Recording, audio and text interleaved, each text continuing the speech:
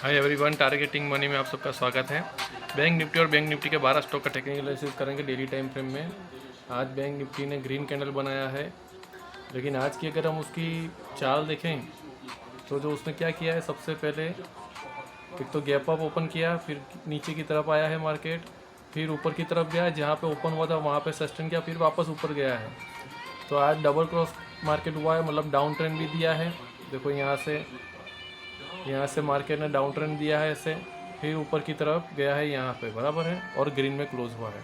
तो ये इनडिसिसिव हुई है, मार्केट का कोई प्रॉपर ट्रेंड नहीं है कि अप ट्रेंड तो अप ट्रेंड हो रहा है, डाउन ट्रेंड तो डाउन ट्रेंड हो रहा है। बस ये बॉक्स के अंदर ये फंसा हुआ है बैंक निफ्टी।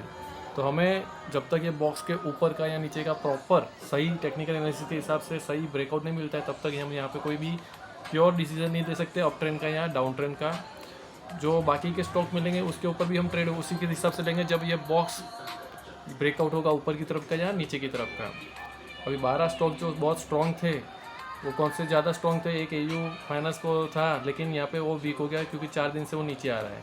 यहाँ पे वो सस्टेन हो रहा था, तब तक वो स्ट्रॉन्ग था, लेकिन अभी वापस नीचे की तरफ आ रहा है। अभी यहाँ पे भी ये देखो बॉक्स ही बना रहा है 4 दिन से, तो यहाँ पे भी अभी कुछ कह नहीं सकते कि ये अप ट्रेंड का है या डाउन ट्रेंड का है। हाँ, ये बात है 1, 2 और ये 3 टाइम यहीं से प्राइस ऊपर की तरफ गया है, एक बार, ये 2 बार और ये अभी 3 बार। तो यहाँ से अब प्राइस ऊपर जाएगा कि नीचे जाएगा वो कैसे पता चलेगा। तो अभी यहाँ पे अच्छा सा कोई पैटर्न बने, कोई ग्रीन कैंडल वाला बने, ऐसा वाला, तो यहाँ पे हम बाय करेंगे।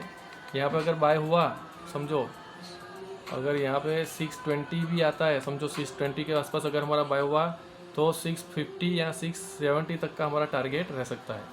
और भी अच्छा इसके अंदर कुछ न्यूज़ हुआ तो 700 तक भी ये प्राइस ऊपर जा सकता है। स्टॉप लॉस की बात करें तो 600 के नीचे चला जाएगा, तो ये हमारा यहाँ पे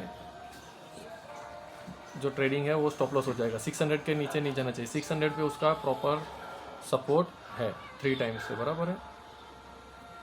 वो भी अगर ट्रेंड पॉजिटिव हुआ तो। एक्सिस बैंक तो अपने 2 कंसोलिडेशन जोन में ही है, एक ये कंसोलिडेशन जोन और एक ऊपर का कंसोलिडेशन जोन। यहाँ पे ये फेल हुआ था, वापस यहीं पे कंसोलिडेट हो रहा है, तो नीचे की तरफ का या ऊपर की तरफ का कंसोलिडेशन इसका आ रहा है। मतलब प्राइस क्या हो रहा है, प्राइस या तो ये बॉक्स के अंदर रह रहा है या तो ये बॉक्स के अंदर रह रहा है। अभी ये जो प्राइस है यहाँ पे सस्टेन करके ऊपर गया था, सेम वैसे ही यहाँ पे सस्टेन करके ऊपर जाएगा। अगर ऐसी वाली अच्छी सी कोई ग्रीन कैंडल पैटर्न बनाए तो देखो यहाँ पे ये पैटर्न बना के ऐसी जो बड़ी ग्रीन कैंडल बनाई थी, तो ऐसी वाली ग्रीन कैंडल या ऐसी वाली ग्रीन कैंडल बनाए तो अप ट्रेंड आ सकता है, वरना यहाँ पे अप ट्रेंड नहीं आ सकता है। तो अभी हमें यहाँ पे इसी बॉक्स का इंतज़ार करना पड़ेगा। ये एक बॉक्स ही है समझ लो, और एक अच्छी सी ग्रीन कैंडल ऐसे बने तो इसमें बाय बनेगा, वरना इसमें बाय अभी नहीं बनेगा। बंधन बैंक में उसका डाउन ट्रेंड चल रहा था, यहाँ पे रिवर्सल चालू हुआ है, ये डाउन ट्रेंड चल रहा है, यहाँ पे रिवर्सल फेल हुआ है, यहाँ पे रिवर्सल फेल हुआ है, यहाँ पे रिवर्सल फेल हुआ है, और इस बार ये जो था वो भी फेल हो गया है रिवर्सल। तो हो सकता है यहाँ पे अभी भी सेलर ज़्यादा एक्टिव हो, तो ये प्राइस को और भी नीचे की तरफ नहीं ले जा पा रहा है, लेकिन कम से कम यहाँ पे जो उसका सपोर्ट है वहाँ तक आ रहा है। तो 170 180 के पास अगर है तब तक ये पॉजिटिव है उसके नीचे लॉन्ग टर्म के लिए। अगर इसके नीचे गया तो उसका डाउन ट्रेंड स्टार्ट हो जाएगा वापस, जो उसका मेन डाउन ट्रेंड था वो वाला। लेकिन अभी यहाँ पे अगर सपोर्ट ले रहा है और यहाँ से अगर ऊपर की तरफ गया प्राइस, तो बंधन बैंक बहुत ही स्ट्रॉन्ग कैंडिडेट बन सकते हैं आने वाले दिनों में अप ट्रेंड के लिए। यहाँ पे जो गैप था वो गैप भी फिल हो गया है, तो यहाँ पे अगर ऐसी कोई अच्छी सी पैटर्न बनाए तो ऊपर का हमें यहाँ पे मूवमेंट मिलेगा। बंधन बैंक में बाय बन सकता है अगर यहाँ पे कोई अच्छी सी पैटर्न बन जाए, तो यहाँ पे अच्छी सी कोई पैटर्न बननी चाहिए।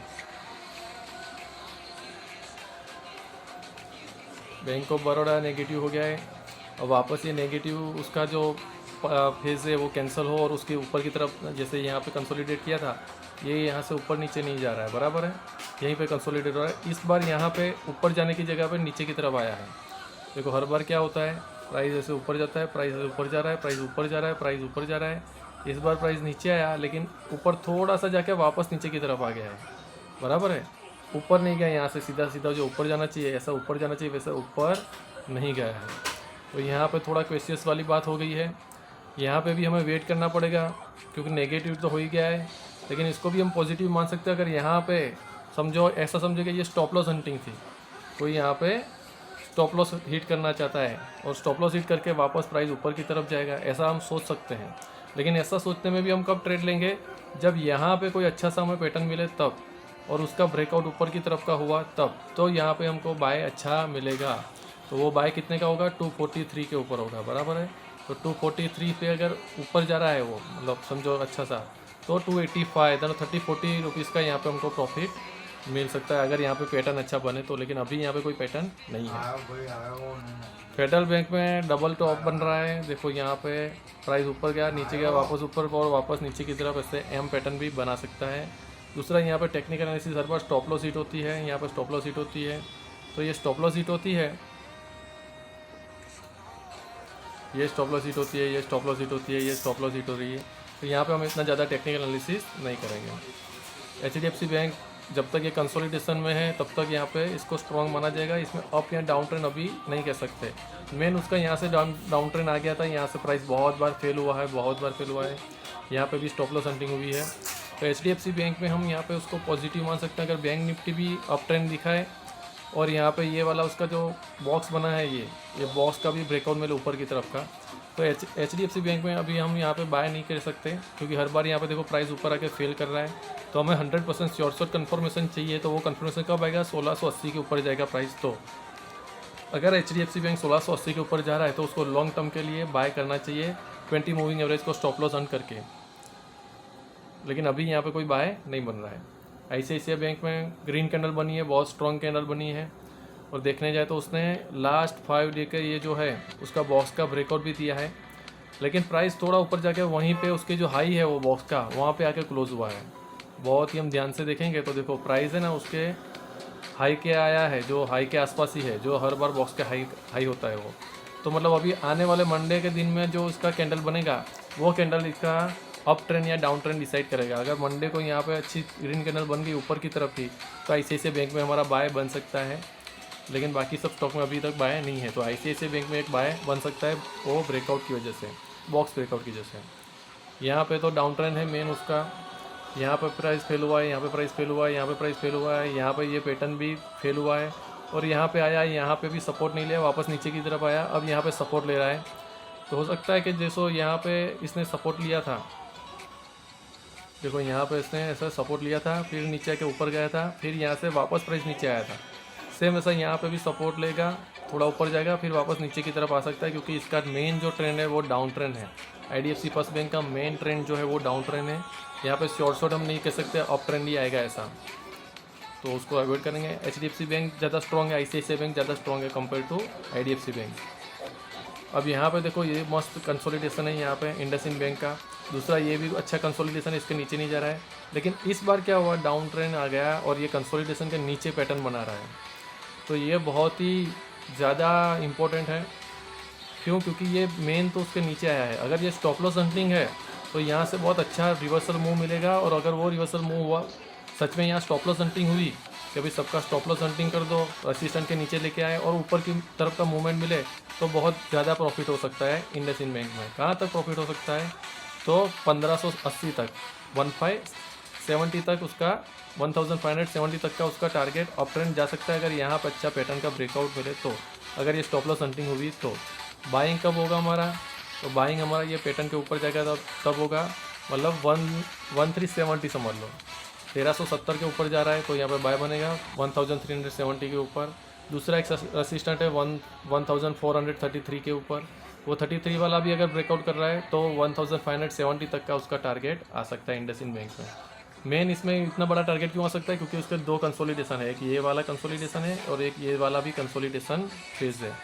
तो उसके पास दो फेज़ हैं, इसी की वजह से यहाँ पे इतना टारगेट आ सकता है।